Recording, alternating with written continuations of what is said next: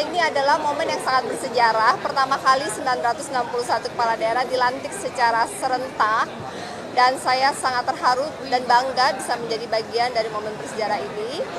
Dan pesan dari Pak Presiden, kita para kepala daerah diharapkan untuk mengabdi dan memikirkan bagaimana meningkatkan kesejahteraan dari masyarakat dan bagaimana meningkatkan kualitas hidup mereka.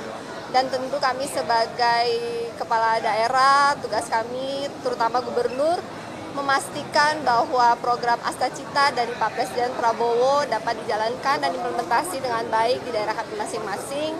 Beliau juga berpesan kami sebagai warga Bhinneka Tunggal Ika berbeda-beda tetapi tetap satu, supaya kami semua bekerja sama, bersinergi, berkolaborasi seperti kalimat kita di Maluku Utara, torang semua bersaudara, berbeda-beda tapi tetap satu, NKRI harga mati.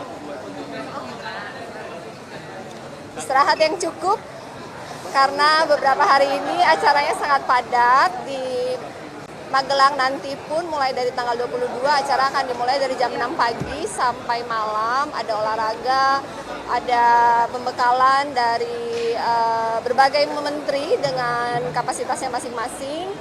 Dan saya sangat mengapresiasi program retret di Akademi Militer Magelang ini karena harapan kami, walaupun kami secara sekilas sudah memahami apa Asta Cita, tetapi mungkin dengan pendalaman yang lebih kami bisa memahami dan lebih bisa menerapkan Asta Cita dengan baik di provinsi kami masing-masing, dan kami semakin mengerti apa kewenangan dari masing-masing kami, kepala daerah, sehingga dalam mengimplementasinya bisa dilakukan dengan baik.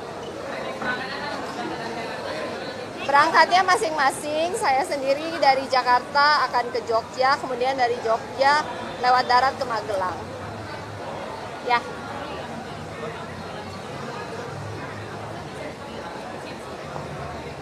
Tiga prioritas program unggulan saya dan Pak Sarbin, yaitu peningkatan kualitas dan harga yang terjangkau untuk pendidikan dan kesehatan. Selain itu juga infrastruktur akan diprioritaskan untuk infrastruktur yang bisa meningkatkan kesejahteraan masyarakat.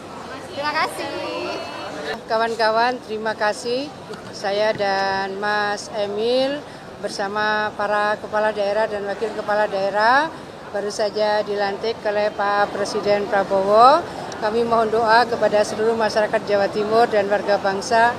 Mudah-mudahan seluruh kepala daerah dan wakada yang baru saja dilantik ini bisa menjalankan tugas amanah sebaik-baiknya, memaksimalkan kinerjanya untuk bisa memberikan kemakmuran dan pemerataan kesejahteraan yang lebih baik lagi.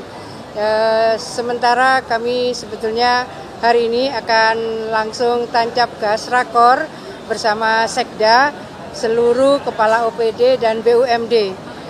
Karena saya kan harus segera ke Magelang.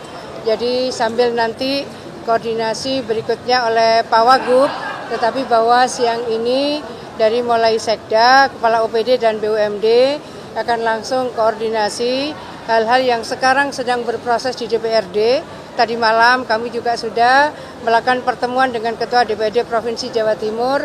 Yang sedang berproses adalah apa yang sudah diputuskan dalam Perda APBD, ini ada revisi karena ada efisiensi. Tentu ada beberapa hal yang tidak boleh terganggu dari proses efisiensi itu. Antara lain adalah layanan publik dan bansos tidak boleh terpengaruh, terdampak dari efisiensi itu. Kebetulan ini juga menjelang Ramadan. Biasanya ada fluktuasi harga sembako menjelang Ramadan, itu harus dikendalikan supaya daya beli masyarakat tetap terjangkau.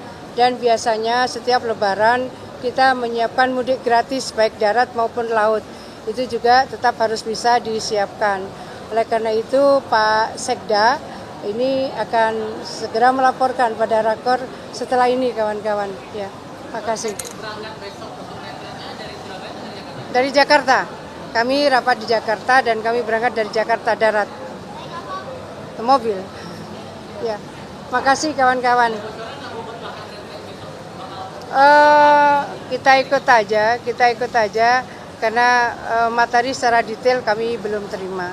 tapi bahwa kami siap untuk membangun sinergitas dan kolaborasi baik antar provinsi, kabupaten, kota se-Indonesia maupun kebijakan-kebijakan makro secara nasional dan kemungkinan mitigasi dinamika global.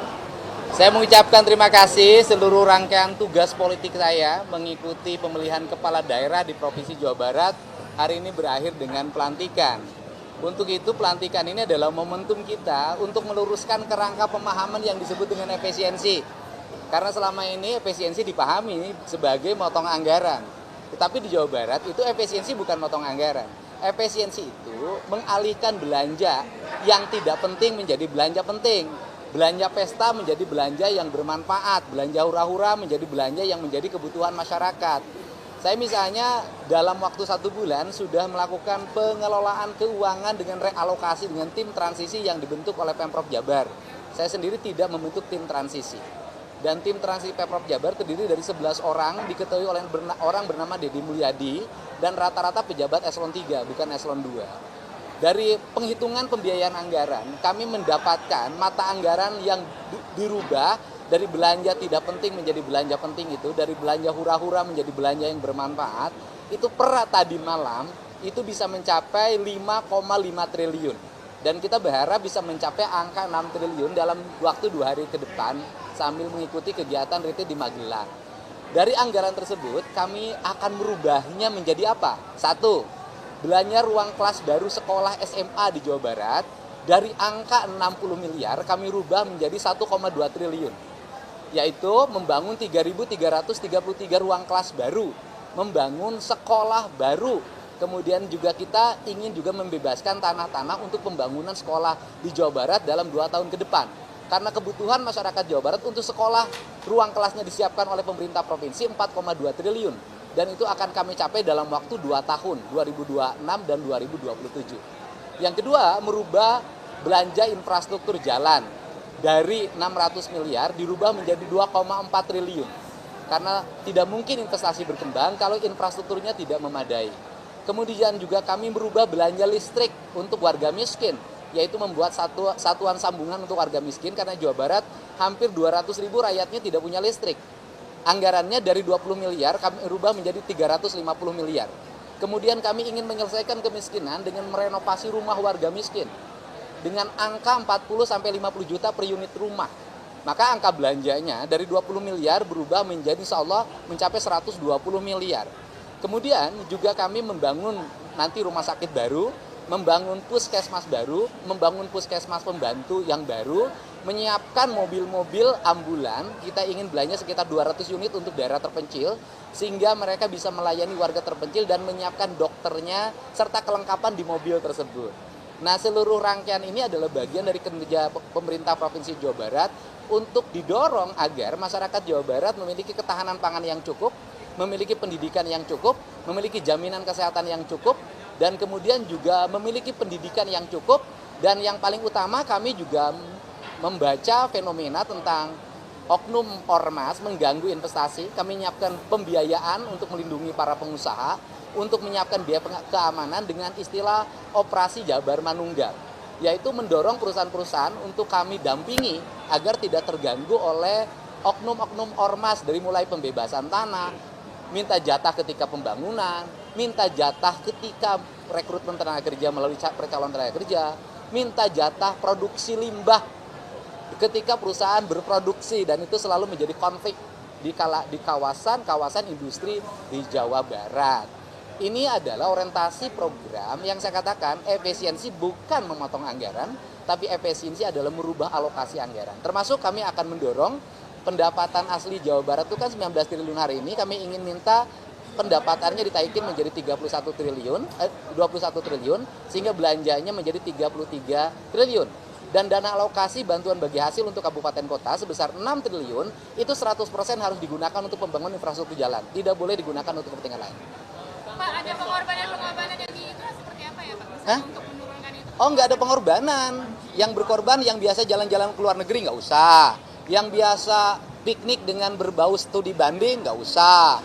Yang biasa seminar-seminar nggak usah. Itu aja untuk memenuhi kebutuhan dasar warga Jawa Barat. Karena kegiatan seperti itu berpuluh-puluh tahun tidak menghasilkan apapun kecuali SPJ. Besok retret berangkatnya gimana, Kang? Kita berangkat rombongan dari Bandung setelah serah terima jabatan.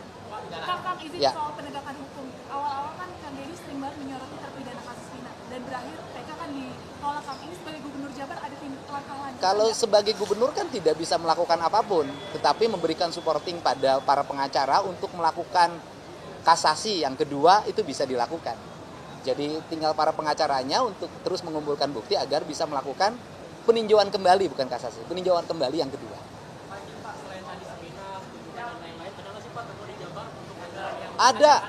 Ada misalnya gini, bantuan untuk membangun ruang kelas baru 60 miliar, tapi beli alat komunikasi, telekomunikasi sekolah 730 miliar. Itu kan aneh gitu. Kelasnya belum ada, perangkat digitalnya disiapin gitu loh. Aplikasi-aplikasi kita mulai hapuskan kalau itu memang tidak bermanfaat bagi kepentingan publik. Itu yang dilakukan oleh kita.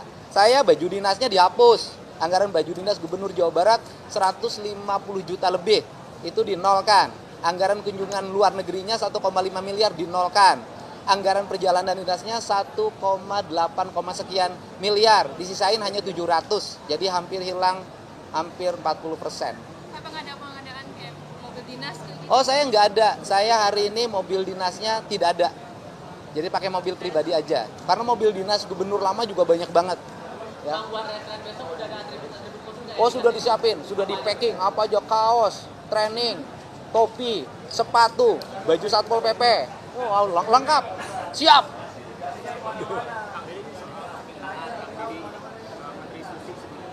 Oh iya, kan ya gini, yang tidak diterima ya, tapi Bu Susi minta tidak ada honor. Dan gini kan, larangan untuk mengangkat tenaga ahli, pakar, penasehat, itu kan kalau menimbulkan biaya dalam pendapat saya. Jadi seluruh penasehat di Provinsi Jawa Barat semuanya relawan, sukarela. Jadi tanpa biaya. Ya, minggu depan setelah pulang retreat, SK-nya saya tanda tangan. Ya, arahannya adalah agar Jawa Barat terkoneksi pembangunannya, pembangunan berwawasan lingkungannya semakin kuat, karena kita juga ingin bangun PLTS, pembangkit listrik tenaga sampah di seluruh wilayah di Jawa Barat. Dan kemudian ini yang paling penting, hari ini saya mengeluarkan perintah untuk melakukan nonaktif pada kepala sekolah di salah satu kepala sekolah di Depok, karena siswanya pergi ke Bali. Padahal sudah ada surat edaran PJ Gubernur yang melarang anak-anak sekolah itu bepergian, pelesir di luar Provinsi Jawa Barat. Arahan Bu Susi ya, harapannya adalah Bu Susi tetap memiliki spirit yang kuat untuk membantu pemerintah Provinsi Jawa Barat agar laut-lautnya terjaga dan tidak boleh lagi laut dipagarin. Hah? Bu Susi memberikan arahan-arahan tentang konsepsi pembangunan dermaga, penataan wilayah laut, kemudian konsepsi tentang pembangunan lintas daerah dengan sistem transportasi udara, karena kita akan nyiptain itu. Ya. Oh iya, jadi gini, geng motor, kita sudah membuat alokasi untuk menangani geng motor dan premanisme di Jawa Barat. Relatif lumayan alokasinya. Dan rencananya mereka yang tertangkap karena balapan liar di jalan, kemudian terlibat geng motor, kena perkelahian antar pemuda, antar siswa, kita akan masukin wajib militer, dan saya berencana memasuki kurikulum wajib militer ke pendidikan SMA untuk pembentukan karakter bela negara. Saya akan kerjasama dengan Kodam dan Polda Jabar. Kodam 3 Siliwangi, yang lambangnya harimau. Mau? Terima kasih ya.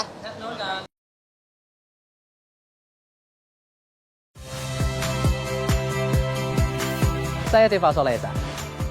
Saksikan program-program Kompas TV melalui siaran digital, pay TV, dan media streaming lainnya. Kompas TV, independen, terpercaya.